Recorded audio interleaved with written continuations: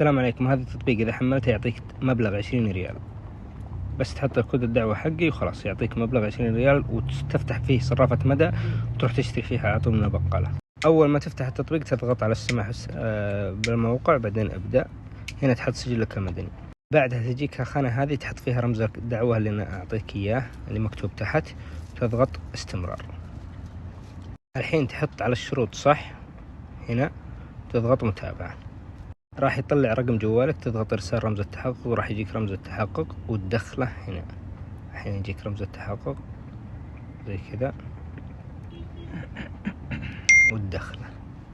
بعدها يطلبك رمز التحقق من النفاذ، تضغط طلب الرمز وراح يجيك رمز التحقق 81، تفتح النفاذ وتكمل الإجراءات. الحين لما تخلص من النفاذ راح يحولك، تضغط نعم وخلاص يحولك للإجراءات الثانية تكملها. هنا تحط نوع فتح الحساب، اكتب شخصي، وبعدها هنا معلومات الوظيفية طالب، وبعدها تكمل الإجراءات الباقية، تكتب مصدر الدخل وكل شيء ومتابعة، وبعدها متابعة، وهنا إعدادات معلومات الدخل تحط متابعة، تحط هنا رقم سري وتكرر الرقم السري. بعدها هنا تحط رقم سري، حط الرقم السري اللي يعجبك عادي، أي رقم سري. يقولك غير آمن، مثلا نحط 151515، بعدين تكرره مرة ثانية. بعدها يقولك ادخل الكود ويجيك مكالمة، اضغط عليها واسمع ايش يقول لك. هذا الاتصال من يوم، سعيدين بانضمامك إلينا. الاستمرار، الرجاء الضغط على 2. خلاص تضغط 2، تضغط 2 شكرا وتكفل، راح يكمل يعطيك كود وتحطه 75 زي كذا. كذا خلصت تسجيل، يعطيك معلومات حسابك كل حاجة، تضغط تم. الحين على طول اللحظة الحاسمة اللي عشان تجيك 20 ريال. شوفوا الحين هذا حطينا الرقم السري اللي قبل شوي.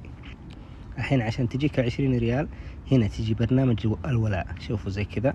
شوف الرصيد، أول شيء الرصيد 0، تروح لبرنامج الولاء هذا هو، تضغط عليه، بعدين تضغط السحب النقدي واستبدال النقاط، بعدين هنا تحط 20,000 نقطة، هنا تحط بالمربع الأول 20,000 نقطة اللي هي 20 ريال، تضغط متابعة، تجيك رسالة تحقق كود الدخلة.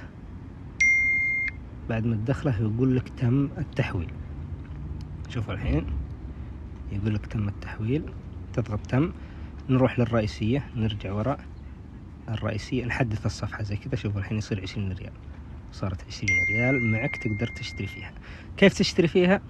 تروح تضغط على البطاقات، وبعدين تختار طلب جديد وتختار البطاقة الأولى هذه وتكتب اكتشاف، بعدين أحصل عليها مجانا تأكيد.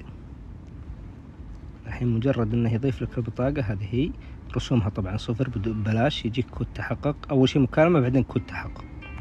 بعد ما تلقيت المكالمة وخلصت راح يجيك كود تحقق، هذا هو دخله وخلاص تتم اصدار البطاقة. هذا هو البطاقة الحين يتم اصدارها لك، ثواني بس تنتظر. هذه هي، تضغط على إضافة لتطبيق المحفظة قبل الباي. بعد ما تضيفها على طول تضغط ضغطتين زي 3 ضغطات زي كذا، تطلع لك صرافة وتروح تشتري فيها من البقالة مباشرة.